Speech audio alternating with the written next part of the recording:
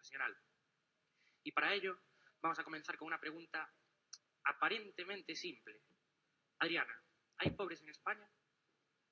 Pues en principio parecería que sí, pero atendiéndonos a la Constitución española, según el artículo 41, cabe destacar que dice que el Estado tiene la obligación de proteger a los ciudadanos frente a cualquier situación de necesidad.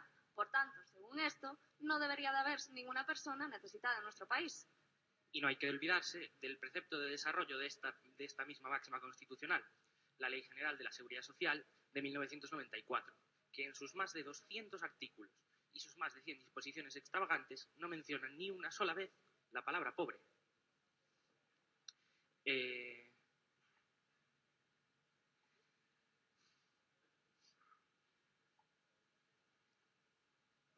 Ahora es cuando vamos a hacer un inciso para compartir un poco de sabiduría cultural. Aunque puede que ya todo el público lo sepa, nosotros los gallegos somos muy dados a contestar preguntas con más preguntas. Entonces, yo ahora me pregunto, ¿no es no? Y luego, ¿por qué lo preguntas? Porque tradicionalmente en las leyes procesales del Estado utilizaban la palabra pobre. Exactamente.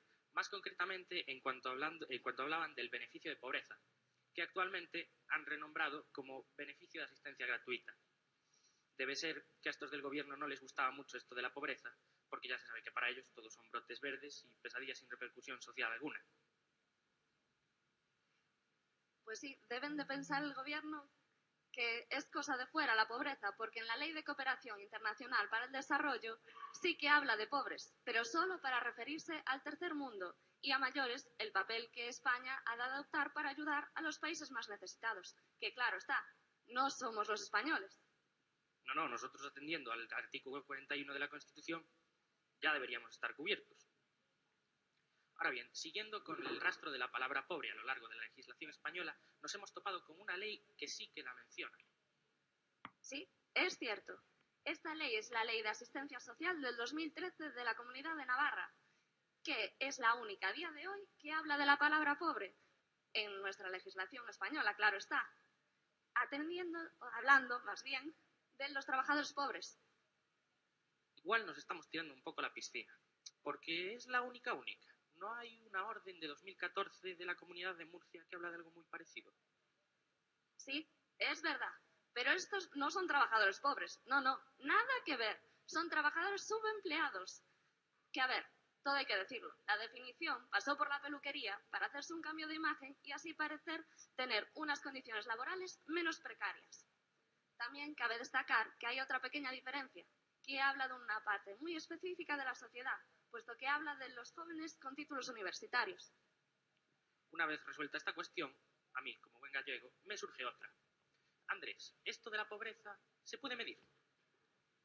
Guillermo, como diríamos los gallegos, sí, pero no. Existe un indicador del umbral de pobreza, pero sin embargo no nos vale. Este indicador señala que si queremos conocer el índice de pobreza que hay en nuestro país, debemos de recurrir a la ahora llamada Ley de Beneficio de Justicia Gratuita, y que según la ley del año de 1996, todo trabajador que gane menos de 1.065 euros tiene derecho al acceso a justicia gratuita. Pero tal y como indicaba con anterioridad, no nos vale. Solo nos vale a efectos sustantivos, no nos vale a efectos sustantivos, sino que solo a efectos procesales. Pero, en cambio, si hacemos un recorrido a lo largo de las 17 comunidades que conforman el Estado español, podemos decir que es Navarra quien tira la primera piedra. Decimos que Navarra tira la primera piedra porque es la primera comunidad del Estado español que realiza una legislación única y exclusiva para trabajadores pobres y sitúa el umbral de pobreza al 85% del salario mínimo interprofesional, 500,48 euros.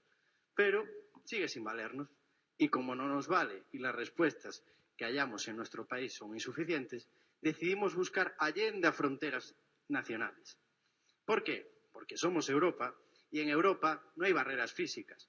Por tanto, buscamos diferentes acciones que pudieran rivalizar con la legislación española.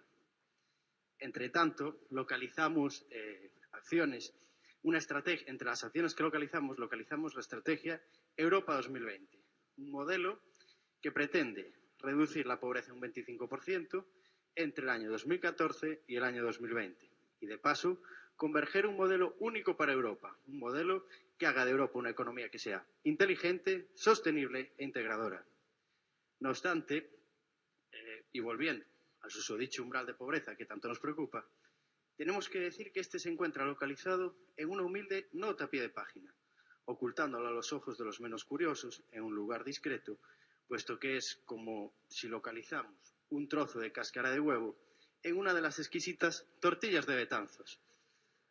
Pero esta cáscara de que os estoy comentando nos la desarrollará más adelante mi compañera Reyes y Tania. Pero antes, Alejandro, ¿dónde estás? Me surge una duda. ¿Somos pobres o no? Pues tengo que contestarte a la gallega, Andrés. Depende. Yo no me considero pobre, y supongo que la mayor parte de los trabajadores españoles tampoco. Pero, ¿y fuera de nuestras fronteras? ¿En Europa nos consideran pobres? Difícil saberlo, pero se pueden sacar conclusiones. Es claro que a la cáscara de huevo que te referías antes, Andrés, es a aplicar el indicador europeo del umbral de pobreza, sobre la base de que el Consejo de Europa es un organismo supranacional europeo que engloba a todos los estados europeos que poseen regímenes democráticos. Este organismo es el que se encarga de cocinar los ingredientes para dar lugar a platos tan exquisitos como la Carta Social Europea. Ahora bien, si hablamos del plato Carta Social Europea, también tenemos que nombrar su ingrediente número 4, querido por clientes, odiado por cocineros. Digo esto porque los trabajadores, en calidad de clientes, disfrutarían y mucho de tener derecho a una remuneración justa. Por el contrario, los cocineros, que siempre son los primeros en presumir y anunciar de sus recetas con los logros conseguidos, son los que después se olvidan de dotar de cierta calidad a los productos que elaboran. Entonces, ¿cumplen los cocineros con la calidad exigida? Pues para saberlo, hay que dirigirse al Comité Europeo de Derechos Sociales, sobre la base de que el Consejo Europeo está formado por 15 expertos independientes elegidos por un comité de ministros por un plazo de 6 años. Posiblemente no lo conozcamos demasiado, ya que los cocineros y los pinches que lo integran hablan inglés y francés, pero no lo hacen en español. Este organismo también es el destinatario de todos los informes que envía cada uno de los gobiernos de los Estados miembros para saber si cumplen con la calidad exigida del plato Carta Social Europea. Con lo cual, ¿sirven para algo las hojas de reclamaciones? Pues en principio podemos decir que sí, ya que este órgano elabora una serie de conclusiones que pueden ser de cumplimiento o incumplimiento.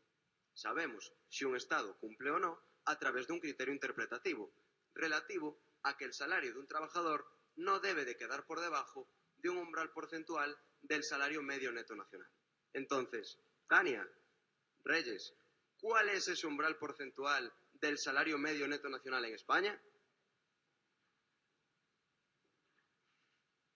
Muy buena pregunta, Alejandro. Pero antes de contestar esa cuestión, como buenas gallegas, nos vamos a plantear otra. ¿Son pobres los trabajadores que solo perciben el salario mínimo interprofesional? Con el fin de responder esta cuestión, hemos acudido a las conclusiones del Comité Europeo de Derechos Sociales, las cuales controlan si España cumple el artículo 4 de la Carta Social Europea. Dichas conclusiones pueden ser consultadas en la página web del Consejo de Europa, que solo pueden ser manipuladas en 2 lenguas oficiales, que son el inglés y el francés. Dicho informe fue relatado en el año 2010 y consta de unos antecedentes, de una fundamentación jurídica y de una conclusión. Todo esto se muestra claro, conciso y contundente, lo cual nos facilita nuestra investigación. A ello hacemos alusión con la frase de lo bueno, si breve, 2 veces bueno. Atendiendo a la fundamentación jurídica, el gobierno español no indicó el valor del salario medio español, por lo que el Comité Europeo de Derechos Sociales afirma que esta laguna se puede llenar, acudiendo a la oficina oficial de la Unión Europea, denominada Eurostat. Por ello, según el año 2007, el salario medio neto español ascendía a 1.824 euros mensuales. A ello podemos observar en la imagen en la que a las filloas le falta el ingrediente con el que se rellena. Bueno, Contestando ahora a la pregunta de Alejandro sobre el umbral porcentual del salario medio neto nacional, hemos de tener en cuenta que el salario mínimo interprofesional en España ascendía a 624 euros en 2009, haciendo que este quedase alejado del 60% del salario medio neto nacional, regulado en el Real Decreto 2128/2008 de 26 de diciembre. El informe de 2010 concluye que nuestro país se encuentra en una situación de no conformidad con el artículo 4 de la Carta Social Europea, por lo que podemos decir que la ley no parece igual para todos, ya que los ciudadanos tenemos la obligación de cumplirla, o por el contrario, seremos sancionados por ellos, mientras que el Gobierno parece poder incumplirla impunemente. En este mismo informe del 2010, el Comité Europeo de Derechos Sociales afirma que el salario mínimo español es manifiestamente inadecuado, por quedar muy lejos del umbral del 60% del salario medio. El salario mínimo interprofesional ha alcanzado su mayor peso relativo en el año 2007, con un 41,5%, perdiendo peso paulatinamente hasta alcanzar un valor del 40% en los años 2012 y 2013, alejándose de este modo del objetivo euro. Todo ello nos lleva a concluir que los trabajadores españoles que solo cobran el salario mínimo sí son trabajadores pobres. Sin embargo, como ya nos adelantaron nuestros compañeros, el Gobierno no reconoce la existencia de pobreza en España. Por eso podemos decir que las apariencias engañan. Entonces, Christopher, ¿qué hace el Gobierno? Gracias, Reyes. Pues, básicamente, el Gobierno lo que hace es que hace algo. Según la Carta Social Europea y datos extraídos de Eurostat, en el año 2012, el salario mínimo interprofesional al mes debería de haber sido de 856 euros para erradicar la pobreza de los trabajadores en nuestro país. ¿Cierto, Ana? Cierto, Cris. Sin embargo, en ese mismo año, el SMI no solo no alcanzó dicha cifra, sino que además se congeló, quedando en 641,40 euros. Pero ojo, que no estamos diciendo toda la verdad, porque los 856 de la Carta Social Europea son netos y los del salario mínimo interprofesional son brutos.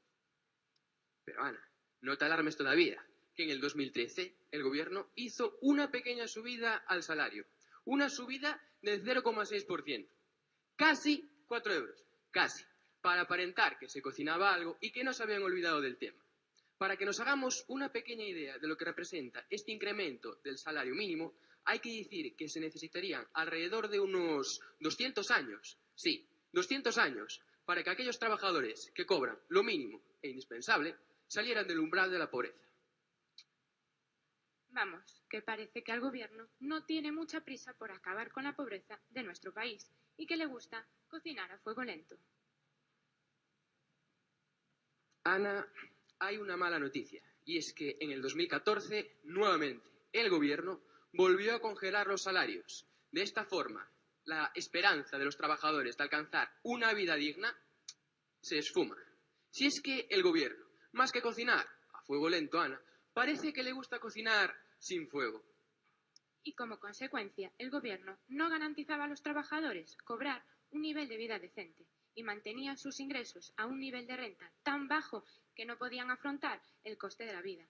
Pero estaros tranquilos, que en este año se vuelve a encender el fuego, gracias a los auguros de la salida de la crisis económica y a que además se acercan las elecciones generales y se sube el salario mínimo interprofesional, 3,30 euros. Total, ya lo volverán a congelar. Pero Ana, hay que ser optimistas, o como se dice a la gallega, malo será que no se produzca algún cambio efectivo en el Gobierno que nos permita salir de esta situación, ¿no crees? Depende, porque viendo cómo están las cosas, se ve claramente que España está incumpliendo la Carta Social Europea. Si en el 2012 eran necesarios 856 euros y 3 años después seguimos sin alcanzar dicha cifra, se ve que España, a cada año que pasa, está incumpliendo los objetivos de la Carta Social Europea, la cual exige un precio justo por el trabajo realizado. Sería como para nosotros pedir un buen plato típico de pulpo gallego y que nos dieran un pulpo no tan pulpo. Lo cierto, Ana, es que no te falta razón. De hecho, para que en España el salario mínimo sea digno, se necesitaría una subida de nada más y nada menos que el 40%. ¿Crees, Ana, que alguno de los gobiernos actuales se atrevería con una subida de tal magnitud? Pues lo cierto es que hasta el momento ninguno se ha atrevido y vamos a tener que seguir esperando. En definitiva, parece que el juego o la técnica del gobierno de patada hacia adelante y ya se verá no nos lleva a ninguna parte. Y aquí seguimos, en España, un país en el que el hecho de ser trabajador parece que no te exime de ser pobre. Muchas gracias.